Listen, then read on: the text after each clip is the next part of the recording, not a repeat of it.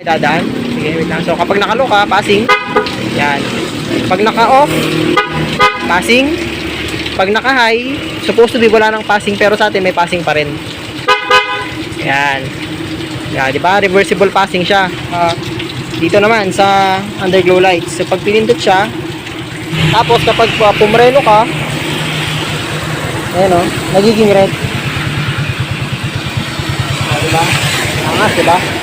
Yan, so nagiging red. Ganun din sa harap. Yan, nagiging pula rin. So, blue shift to red tayo. Yan, so ganda, diba? So, ganyan.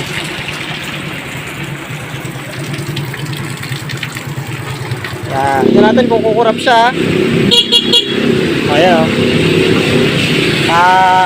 Subukan naman natin yung tawag dito, so nakailaw na yung headlight. Subukan naman natin mag-hazard. Ayan, hazard yan. Ayan o, hazard. Okay. Subukan naman natin bumusina kung kukurap. Pagmasdan nyo yung dashboard, no? Yung dashboard natin, panel, tsaka yung ilaw. Bubusina ako ngayon. Naka-hazard yan, supposed to be dapat kukurap yan. Dapat kumukurap na yung headlight. Pero hindi, bubusina ako. Di ba? Walang kurap. Ngayon, ano naman natin yung underlights. Check nyo ha, bubusina tayo kung kukurap.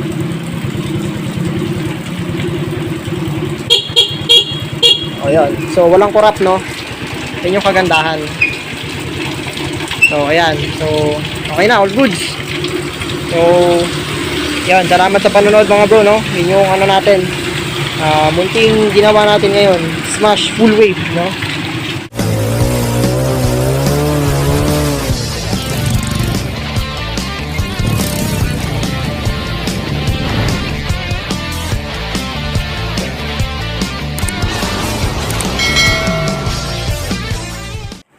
Ayan, good day. Ngayon naman, mayroon tayong gagawing smash na 115.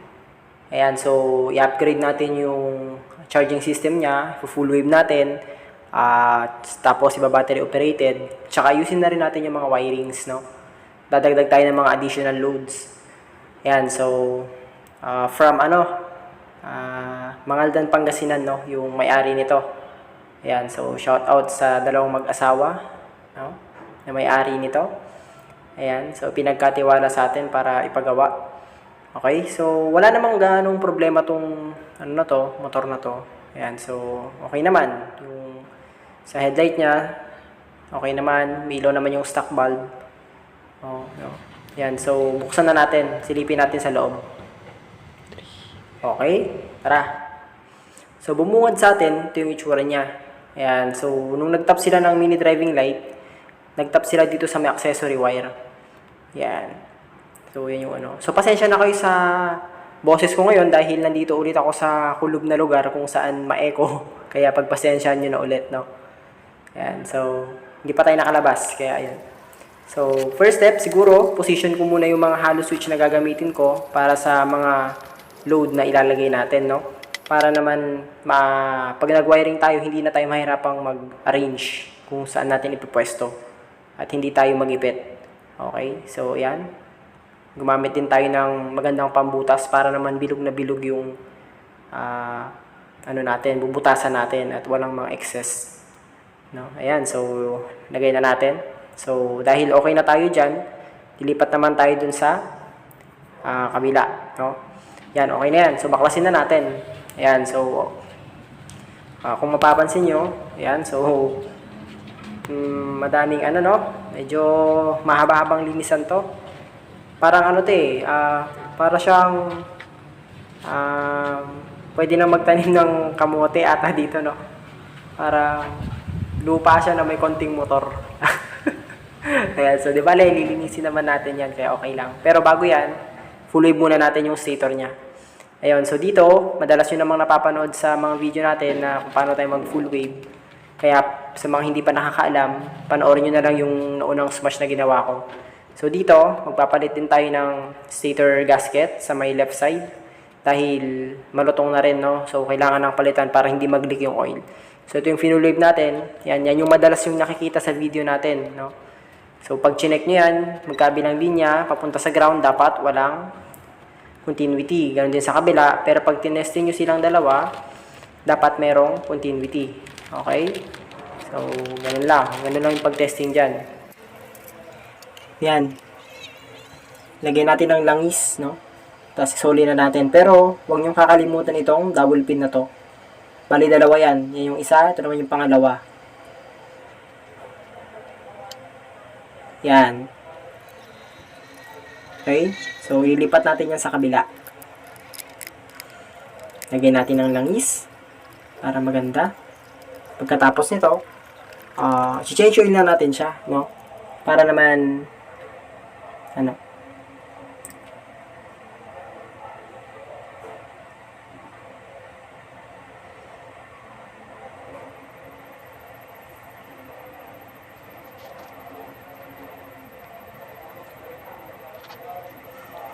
yan. Change oil na natin. Yan. So, dito, binuklat na natin yung wiring. Ayan. So, napansin natin na talagang gaya ng dati. Siyempre, yung una natin ginawa, may kanipisan talaga yung mga wire nito. Lalo sa mainline. Tapos, pansin ko yung sa may, sakit ng regulator. Ayan. Nag-umido. No? Nag-aasin. Ayan. Dala rin ng moisture, siyempre. Tsaka, dahil kasi umiinit yan, lalo sa stator. Kaya, yun yung mga dapat nating palitan. Mga red line, gano'n, mga main line, stator line, accessory line, papalitan natin yan, no? Ng mas magandang gauge para solid. Yan, no? Ito, papalitan natin to sa may susian. Kita nyo naman kung gaano kanipis, no? Yan yung mga papalitan natin. So, ito, ililipat natin yan ng pwesto. Dun sa Smash 115 na ginagawa natin. So, ito na siya ngayon. So, nung una, binuklat natin yung wiring na chinek natin. Okay naman. O, diba? Wala namang damage. Fresh na fresh pa yung wiring. Bukod dun sa may susian na binalatan nila. Dun kasi sila nagtap nung mini driving light. So far, so good naman yung wirings niya. So, after nating full wave, chinek natin yung buong wiring. In-install na rin natin yung ating mga relay. At, ayan na siya. So, patapos na tayo, no? So, ito yung itsura niya. Ayan. So, magmula battery, ayan, naglagay tayo ng fuse. So, ito yung lumang fuse sa dulo. Ayan, kung mapapansin nyo, iba na rin yung kulay ng main line niya. So, pinalitan natin yung main line tsaka sa may stator line. Alam nyo kung bakit? Ito, kung mapapansin nyo, ito yung gauge ng wire na sa may main line. Sobrang nipis nito. So, sa stock okay to, pero pagka nag-upgrade na tayo, papalitan natin. Ganun din sa white red ng stator, tsaka yellow white. Tingnan nyo kung gaano siya kanipis. Ayan, kaya tinanggal natin yan, pinalitan natin siya ng mas makapal na wire. So ito na siya. Mapapansin nyo, full wave na rin natin. Ayan, nag-install na rin tayo ng PIA horn. Ayan, busina. Ayan, nandyan na. Tapos, ito, inayos natin yung sa may susian. Ito yung linya ng regulator natin. Kung mapapansin nyo yung mga wire, ayan iba na, no? Mas makapal na yung ginamit natin. Ayan yung white blue tsaka gray blue na yan. Ayan. So, yan yung pinalitan natin dito sa my stator. Kung mapapansin nyo, ito yung wire ng stator natin. Ito siya. Ayun. Ayun, Ayan. So, kita nyo kung gaano kakapal. So, yung gray blue at white blue na yan, yan yung gumapang pakyat dito. Ayan. So, silang dalawa yan. Papunta yan sa solid yellow tsaka solid white natin ng rectifier. Tapos yung red, pinalitan din natin. Ginawa natin siyang ito, green yellow. Yung main line natin. Tsaka yung accessory. Ayan, pinakapal din natin yung wiring. Maski yung green sa ground, pinakapal din natin. Ayan kung mapapansin nyo. Ayan, so yung main line natin, nandito siya. Dito siya gumapang. Ayun. Nakatap kasi yan dito sa may starter relay natin. So, tinanggal natin yan dyan. Itong red na to. Tinanggal natin. Pinalitan natin siya ng mas mataba. Ayan. So, yun yung pumunta ron. Ayun So, ito yung main line natin. Ito naman, ito yung sa busina natin. Yung gray. Tsaka yung yellow naman. Ito yung pinaka natin. Power up relay or all lights relay. Ayan. So, ito yan, gray. sa busina. Ayan, pumunta yan dito sa kabila. Tapos yung dilaw, yun naman yung pinaka pumunta sa ano natin, lahat ng ilaw. So, siya yung nagdala. So ito yun, Bosch relay. So papalitan natin to, no? Papalitan natin yan. Sample lang yan. So ito yung ginamit natin ng relay sa busina. Okay? So ayan. Okay na tayo. So kung mapapansin nyo, sa Smash hindi talaga kasya yung tatlong fuse. So pinaalam natin sa may-ari at pumayag naman siya na tabasin yung kanyang cover. Ayan, so tinabas natin para may hingahan, no? At hindi maisara natin ng maayos. Ang plano ko sana, ilagay siya dito. Patulad nung dati. Kaso, ang iniisip natin, para mas accessible sa may-ari. So, sinuggest ko na kung okay sa kanya, okay naman daw. At dyan natin nilagay. Para nga naman, pagkabukas mo ng andito na agad yung fuse. Okay, so okay na yan. So, isasara na natin siya at babalutin. So, all goods. Ito pala, dito sa taas, umakyat yung mga switches natin. Papunta sa passing. Ito yung wire ng passing natin. Ito naman yung papunta sa switch ng domino. Tsaka ballast. So, yan, naka-wiring na rin. Ito, linya ng voltmeter. Yan, para malinis, no? Tapos dito, mapapansin nyo, nakaliko yung wire. Kasi nga, pagka nililiko mo yan, ayan, no? Para may clearance. So, palaging gano'n, no? Tapos, ito rin yung linya ng hollow switch natin. Ayan, so, nakalinya siya dyan. Yun, so, isasara na natin siya, no? Para, babalutin muna natin lahat. I-organize natin lahat. Okay? Ito na yung Smash 115 ngayon. Yan, nabalot na natin siya. So, naka-organize na yung mga wirings natin. Ayan. So, yun yung itsura niya.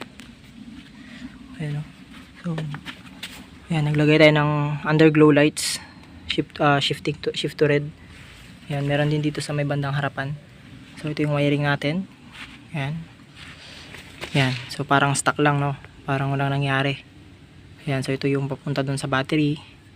Tapos, ito yung naka-host siya. Yung relay natin. Ito yung wire ng stator. Ayan, so sinigurado na din natin na hindi siya magagasgas, no? Or kumiskis dyan para hindi magka-problema. So, ayan siya. So, dito, pag out ng relay, ayan, pumunta dito. Ayan, nag-Y siya dito sa may bandang part na to. Ayan, o, mapansin nyo. Ayan. So, maski yung sa may natin, sinil din natin yung sa may gear indicator, no, na wirings. Ayan. So, ito na siya. Naka-Y type siya. Hinati natin para hindi masyadong lumaki dito. At saka, hindi mahirapang isara yung fairings. So, ito dito. So, okay siya dyan. Ayan. Magmula dito. Ito yung busina natin. Ayan, kung mapapansin nyo, mayroon tayong bracket dito. Tapos naka-lihis siyang ganyan. Para nga naman, maganda. At saka kasya dun sa fairings. Ayan, maganda rin yung play niya, no? O, diba? Maganda ng play. So, wala ring untog yan. Hindi rin yan uuntog. O, diba? Kaya tingnan nyo sa silong. Ayan. Ayan, o. Meron pa rin clearance dito yan. Ayan, o. Pansinin nyo. O, diba? O, diba? Ang layo. So, yan. Yung busina natin. So, lumiko siyang ganyan. Tapos, punta dyan. Okay? So, regulator. Full wave na. Yan.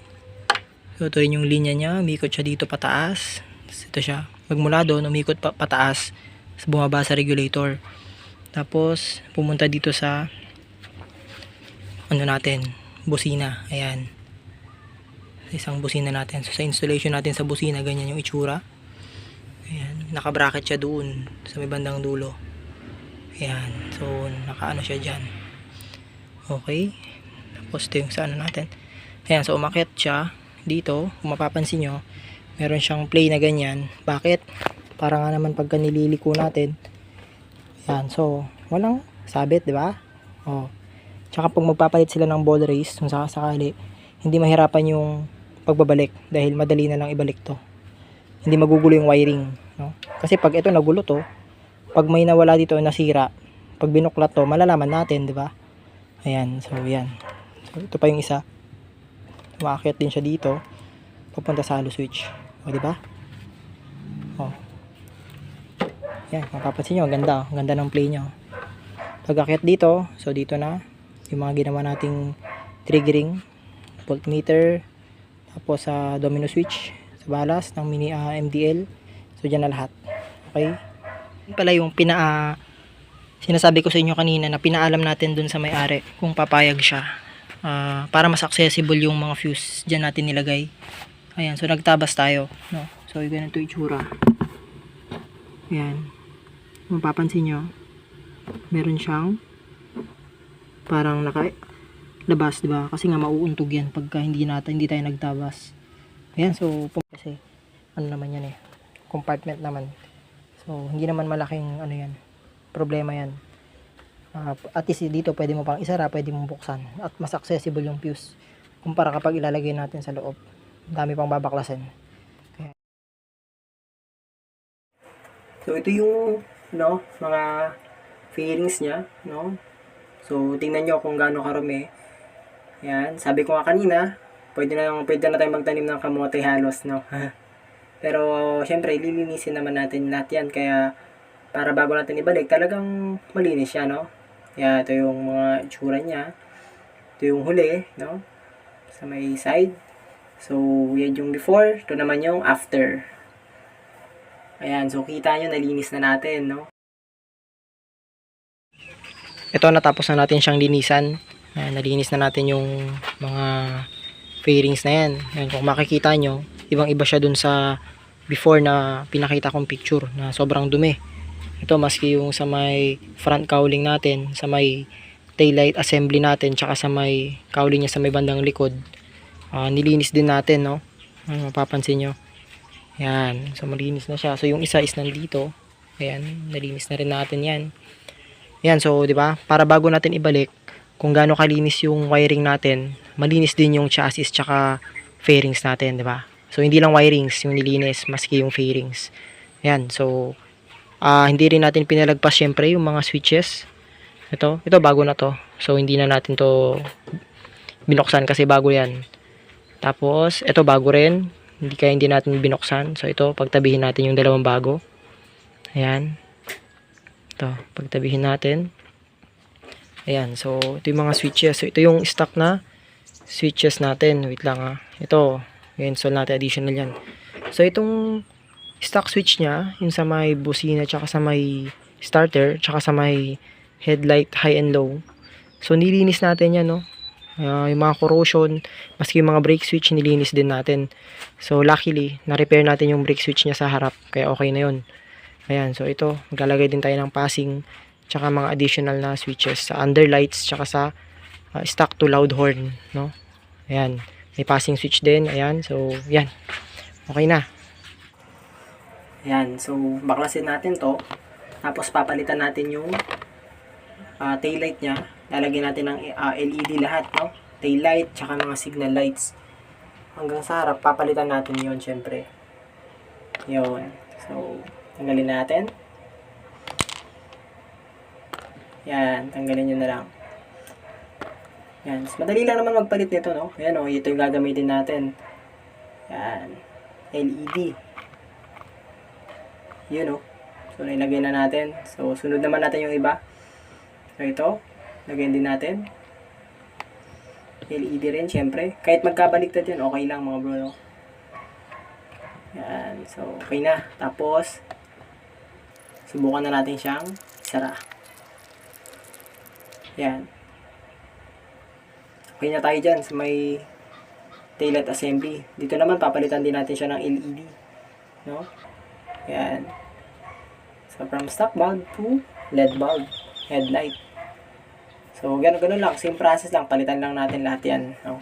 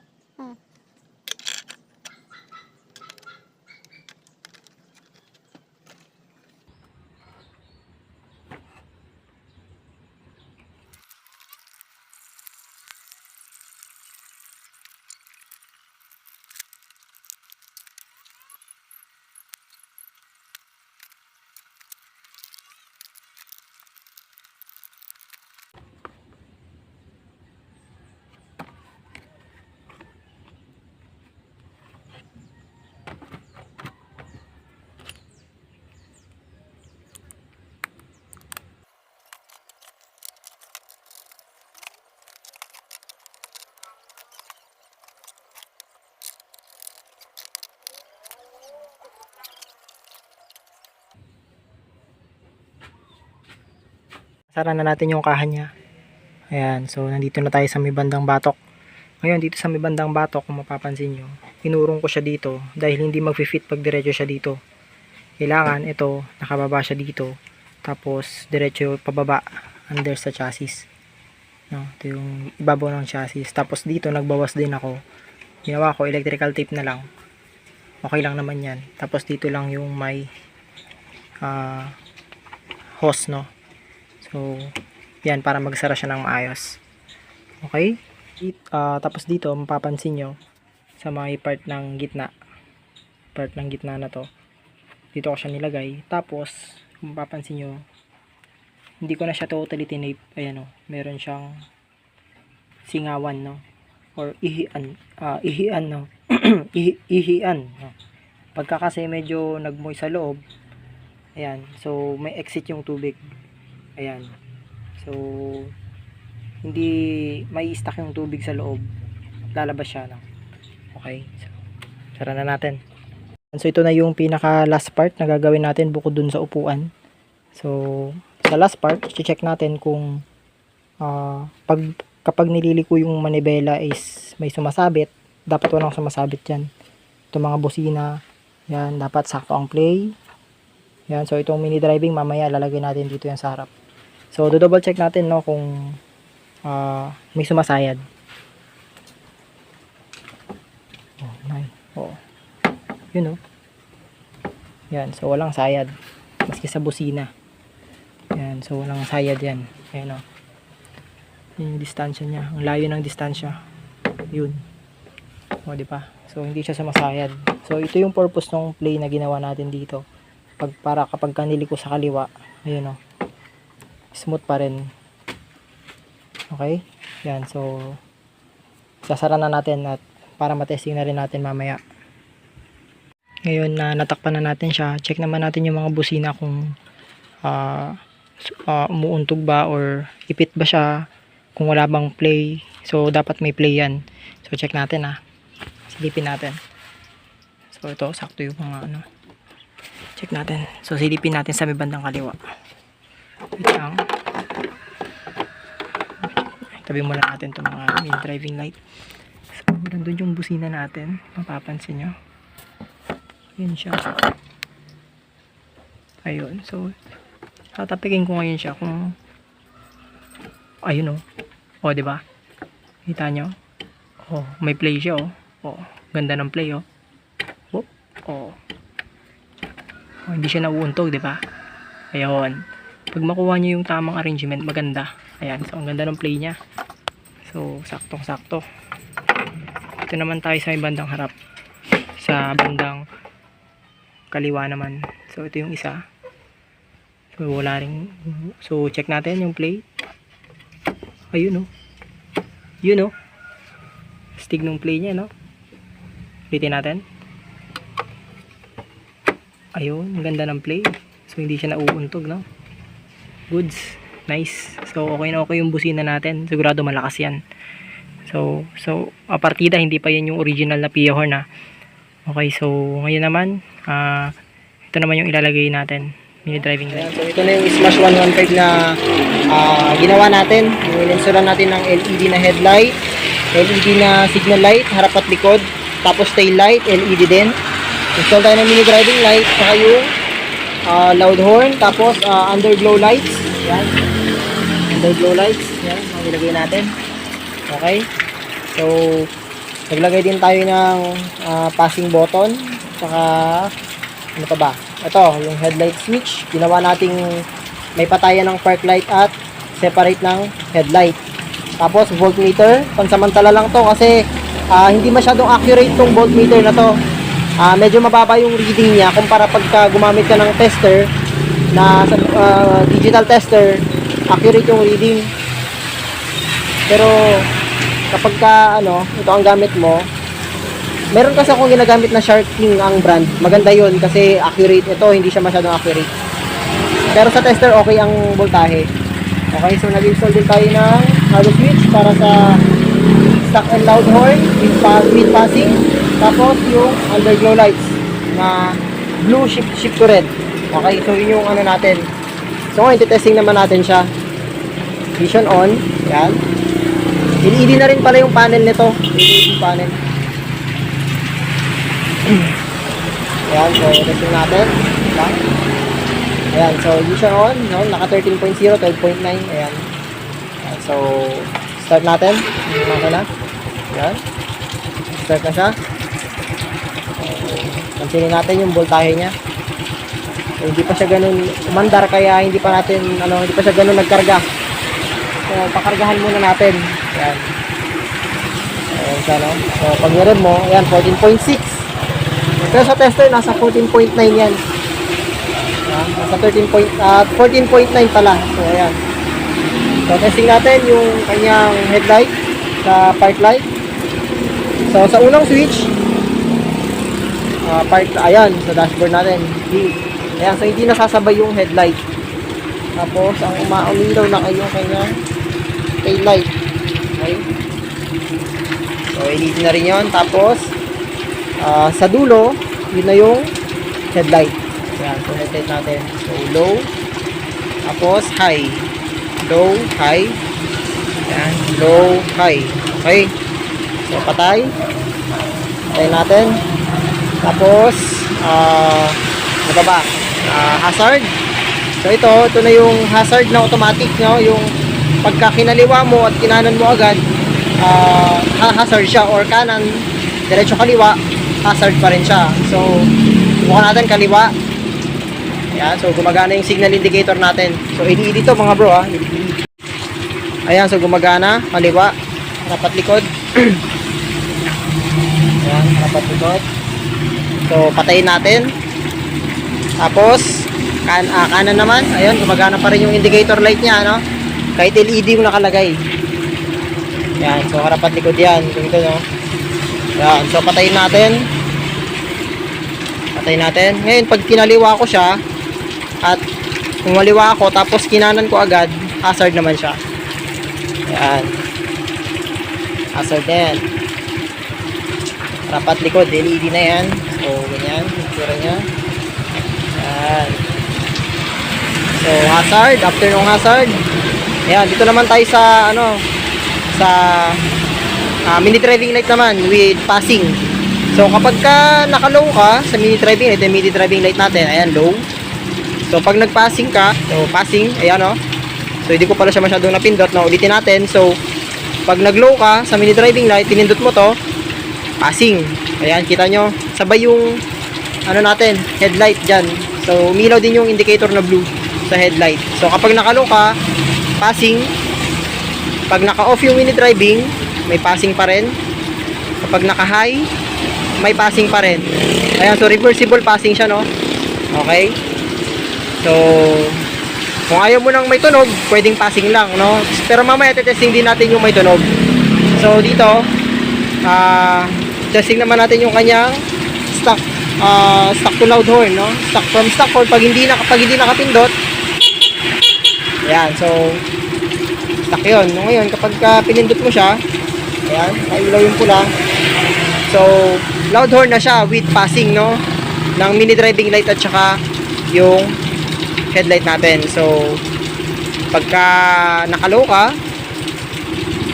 ayan, buka natin, kapag wait lang, may dadaan. Sige, wait lang. So, kapag naka-low ka, passing. Yan.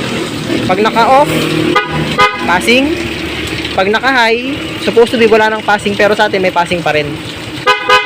Yan. Yan, di ba? Reversible passing siya. So, kapag stuck siya, siyempre wala dapat. Stuck lang dapat yan. Sunod naman natin yung kanyang dito naman sa underglow lights. So, pag pinindot siya, so, kulay blue. Yan. So, simple lang yung ginawa natin, no? Tapos dito, naglagay lang tayo ng kaunti para lang may highlights. Ayan, highlights. Ngayon, ang kagandahan yan, ang kagandahan, very visible ka, no? Ayan, very visible tayo, lalo sa gabi. Ayan. Tapos, kapag pumreno ka, ayan, nagiging red. Diba? Angas, diba? Yan, so nagiging red. Ganun din sa harap. Yan, nagiging pula rin. So, blue shift to red tayo. No? yan yun. Okay, so patayin natin. Yan. Ngayon, sabay-sabay naman natin pailawin lahat. No? So, headlight, park light, headlight on. Tapos, yung hazard. So, switch natin yung mga triggering natin. Ayan. So, mini driving lights. Ayan. So, ayan na.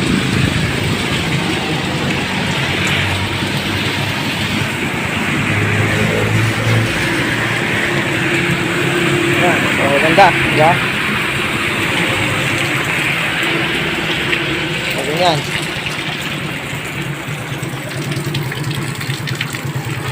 Ayan. So, ayan o. So, kung mapapansin nyo, kahit nakailaw na lahat, 11.8 pa rin. Hindi siya bumababa ng 9 volts. No? O 8 volts. Partida, ano pa yun, hindi pa yun accurate ha. Ayan, so, ayan, babalik agad ng 12 volts. So, malakas siya magkarga, no? Ayan, yan yung kagandahan.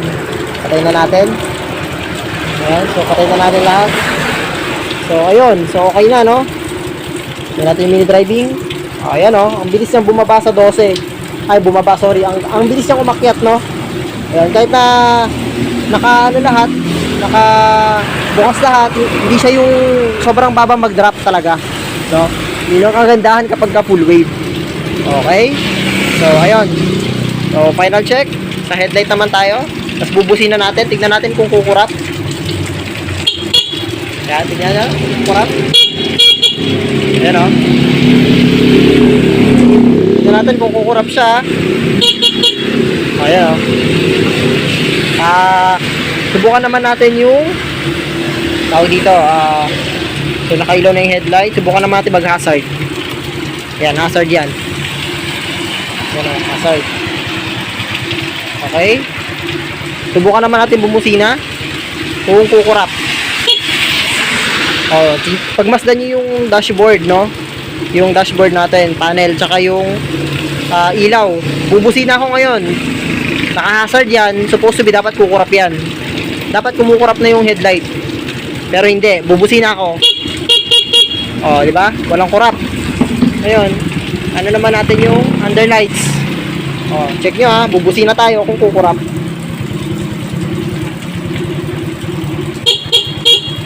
Ayan. So, walang kurap, no? Yan yung kagandahan. So, ayan. So, okay na. All goods. So, yan. Salamat sa panonood mga bro, no? Yun yung ano natin. Munting ginawa natin ngayon. Smash full wave, no? Yan.